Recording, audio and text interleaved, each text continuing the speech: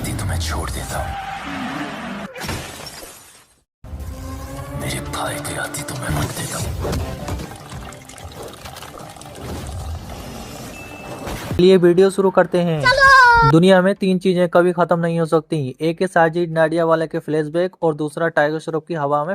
तू समझा? और तीसरा विक्रम के मुंह से निकलने वाला ये शब्द। बीच में ना बोल।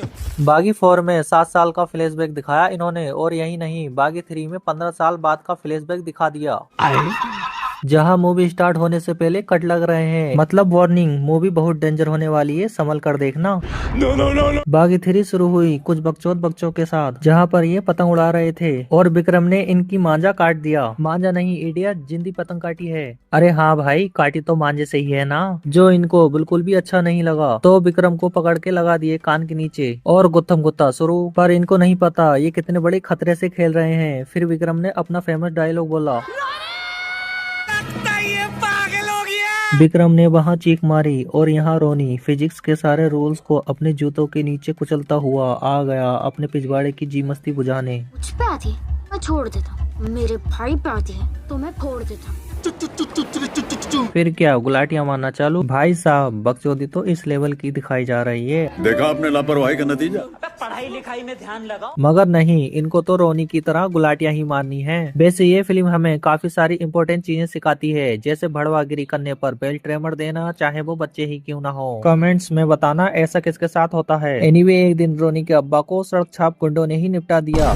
इतनी भीड़ क्यों लगी है यहाँ पर? बच्चे ये देखकर रोने लगे और अंदर जाके देखा तो ये क्या, इसकी तो पीठ पर गोली लगी थी, तो निशान सीने पर कैसे? लॉजिक है भाई। ये लोग इतना फिल्म बनाने पर नहीं सोचते जितना हम वीडियो बनाने पर। एक्टिंग देखो बुढ़ऊ की, गोली पीछे लगी है और इसका असर सीधा दिमाग पर हुआ है। शायद पहली बार ऐसा हो रहा है कि बाप अपने छोटे बेटे से बड़े बेटे को संभालने के लिए कह रहा है।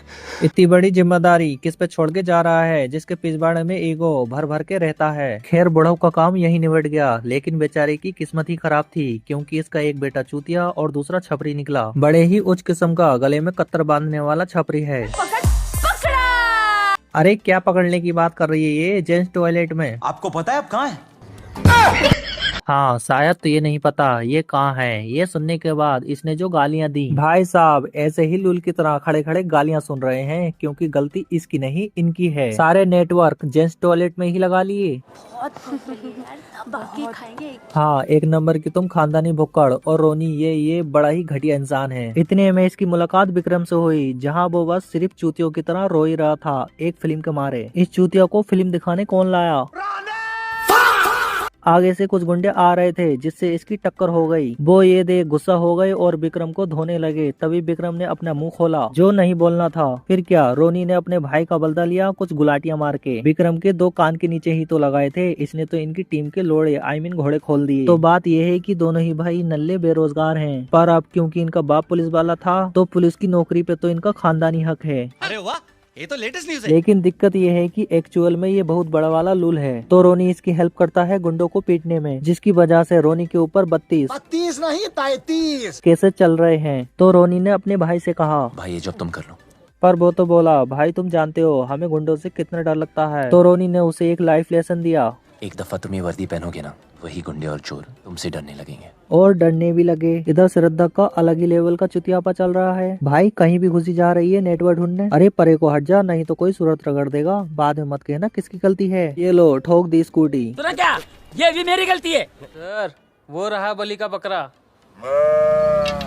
कुछ पुलिस वाले विक्रम को बलि का बकरा बना के IPL की फैक्ट्री में भेज देते हैं मासूमों को बचाने, जहां रोनी अपने भाई को छुपा छुपी खेलनी है।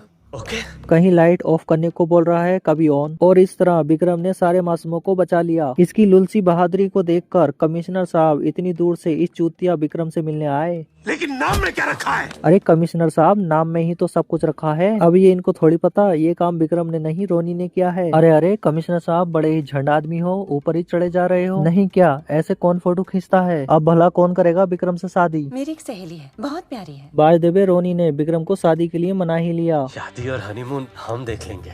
ये टुस्सा आदमी यहाँ बैठकर हनीमून प्लान कर रहा है। पहले भाई की चड्डी से तो बाहर निकल। पर इन दोनों की शादी करने के पीछे का लॉजिक सुनो। सॉफ्टवेयर को चलाने के लिए हार्डवेयर की जरूरत पड़ती है। सोचने वाली बात है ना। रोनी जैसा छपरी आदमी सॉफ्टवेयर और हार्डवेयर की बातें कर रहा है। हम रुचि से शादी करने के लिए तैयार हैं। क्या, कब, कैसे? बाय द वे यहाँ IPL भी है। IPL बंदे का नाम है। यह आदमी पूरी की पूरी फैमिली ऐसे किडनैप कराता है जैसे गली के मोहल्ले के कुत्ते उठा रहा हो। खैर इन दोनों भाइयों ने इससे पंगे ले लिए, बट रोनी और विक्रम की वजह से ये अब कुछ भी नहीं उठा पा रहे। सीधा लगता है। क्या ये और सीधा नहीं है भाई, मत उठा। तो उठा लिया रोनी को, और फिर यहाँ जो कबाड़ खाने में फाइट हुई ना, बिल्कुल भी पता नहीं चलेगा एक्शन और कबाड़ में फर्क क्या है। लेकिन हाँ, एक बात के लिए सोचना पड़ेगा कि रोनी के पिछवाड़े में जरूर कोई इंजन लगा है, क्योंकि कोई आम इंसान तो इतनी गुलाटियाँ नहीं मार सकता। वैसे ये जो विलन है वहाँ खड़े होकर रोनी की तारीफें किए जा रहा है, जिसे देखकर लगता है कि इसकी दुश्मनी रोनी से नहीं बल्कि लॉजिक से है। पर रोनी की दुश्मनी लॉजिक से नहीं है, क्योंकि उसकी फिजिक्स से है। एंड अब जरा यह सुनो। मियाँ तो बड़े मियाँ, छोटे भैया सुभान अल्लाह। एनीवे रोनी ने अपने पीछे खड़ी सारी कार्स एक ही बार में गिरा दी। पता है कैसे? अपने पात की शक्ति से। एंड हाँ, गाड़ियाँ गिरने से गुंडों का कोई भी नुकसान नहीं हुआ वैसे। और हाँ, रोनी के पास सुपर पावर्स भी है। हाँ, वह अपने दुश्मनों को चांटा, लात, घूंसा किलोमीटर दूर से भी मार सकता है।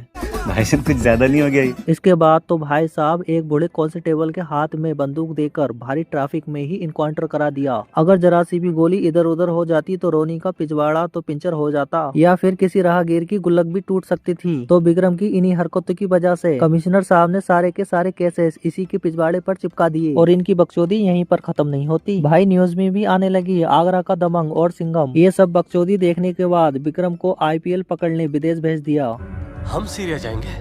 और क्या, हम जाएंगे। एनीवे यह जैसे तैसे करके यहाँ पहुँच तो गया। वहाँ इसकी तगड़ी कुटाई करवा कर इसको उठा लिया अबू जलाल गांजा ने, जो कि आतंकवादियों का हेड है। IPL भी इसी का आदमी है। खैर रोनी अपने भाई को बचाने पहुंचा, पर पता नहीं क्यों सिया को भी साथ ले गया, जहाँ सीधा ये पहुंचे पुलिस हेडक्वार्टर अपने भाई की फरियाद लेकर। पर यहाँ तो कुछ और ही चल रहा था। बंदे ने जैसे ही अबू जलाल का नाम लिया, भाई साहब सबको सांप सूंघ गया, और उसने इनकी फरियाद सुनकर इन्हीं के मुँह पर फेंक कर मार दी। और यहाँ से ये पतली गली पकड़ के निकल रहे होते हैं तो बाहर इनको एक खादी मिला जो इसके भाई की इंफॉर्मेशन दे रहा था। खैर ये किसी अनजान को अपना दोस्त समझ के उसके साथ चल पड़े, और वह भी चोर निकला। परिंदा भी मेरी परमिशन के बगैर पर नहीं मारता मालूम। अब रोनी की क्या गलती। लेकिन रोनी ने कुछ मिनटों में सुपर पावर्स का यूज करके सबकी ऐसी की तैसी कर दी। इस करतब से ये बहुत इम्प्रेस हुआ, और जिसको ये अपना दोस्त समझ रहे थे, सच में वह इनका दोस्त बन गया और मदद भी करने लगा। रोनी और उसकी टीम वहाँ उसी होटल में गए जहाँ विक्रम की गुल्लक टूटी और किडनैप हुआ था। पर इससे पहले रोनी ने यहाँ आकर फ्लैशबैक दिखा दिया कि कैसे वो विक्रम से बात कर रहा था और रोनी से मुझसे मदद मांग रहा था। ये देख अबू जलाल के आदमी को अच्छा नहीं लगा, तो उन्होंने उसकी कुटाई शुरू कर दी और खींचकर ले गए। फाइनली इधर उधर घूम रोनी को जेदी जलाल का पता चल गया। ये देख रोनी की सटक गई तो जेदी जलाल ने उसकी कुटाई शुरू कर दी। फिर रोनी ने उससे अपनी भाई की भीख मांगी तो जेदी जलाल उसके सामने सुट्टा मारने लगा, जिसके चलते उसने अपने दिमाग का संतुलन खो दिया। एक बड़ा सा ट्रक जुप करके उसे कुचलकर चला गया। फूट गई गुल्लक। तुझसे कितनी बार बोला है ऐसा मत किया कर। क्यों नहीं मर सकता? क्या मिला? माचिस। माचिस से पता चल गया IPL का। वाओ, क्या कॉमन साइंस है। चलो कुछ तो पता चला। खैर आए तो थे ये IPL को ढूंढने, एंड यहाँ पुलिस भी थी, जो अबू जलाल गांजा अपने भाई जेदी के कातिल को लेने आया है। मौका मिलते ही पुलिस ने ढावा बोल और IPL के जरिए अबू जलाल को पकड़ना नहीं चाहते थे। वो अपना मुंह काला कर भिखारी के वेश में निकल लिया, और ये बस इधर उधर चूतियों की तरह देखते रहे। फिर कुछ ऐसा हुआ, अबू जलाल ने IPL पर हमला करवा दिया रोनी की वजह से। 15 साल तक काम किया इन लोगों के लिए। अब रोनी के लिए कर उस चोर की जैसे। तो अबू जलाल गांजा की सारी प्राइवेट और पर्सनल बातें बताने लगा, जैसे कि वहाँ एम्बेसी पर बम बनाकर भेजेंगे आसिफ को। बाय द वे ये आसिफ वही दलाल है जिसने विक्रम की शादी कराई थी। सिया ने एम्बेसी जाकर आसिफ दलाल को पहचान लिया, तो उसने कुछ ऐसा किया जिसके चलते पुलिस ने उसका वही मुर्गा बना दिया। वहीं दूसरी तरफ IPL एंड बगदादी रोनी को अबू जलाल का असली गढ़ कहाँ है, उसके पास कितनी आर्मी और सैकड़ों टैंक, मिसाइल, दर्जनों हेलीकॉप्टर रोनी का बाल भी बाका नहीं कर सकते। और एक से एक खतरनाक आदमी। अबे रोनी से ज्यादा खतरनाक कोई हथियार हो तो बता। गाड़ी स्टार्ट कर। चल रोनी शुरू हो जा, इंजन स्टार्ट कर। इतनी सारी कार्स, ये ले रोनी बीन। इसके बाद फाइट शुरू हुई, रोनी वर्सेस हेलीकॉप्टर। और ये सीन भाई साहब कौन से भांग के नशे करके लिखा है इन्होंने। जब रोनी इनके सामने खड़ा है तो चूतियों की तरह देखे जा रहे हैं। एंड जैसे ही रोनी भागा, बैकग्राउंड बेस देने के चक्कर में दिवाली के पटाखे फोड़ने लगे। फिर रोनी के पिछवाड़े पे सुरसुरी लगी तो उसने कुछ ऐसा किया, धमाके से कूदकर पीछे जाकर हेलीकॉप्टर पर लटक गया।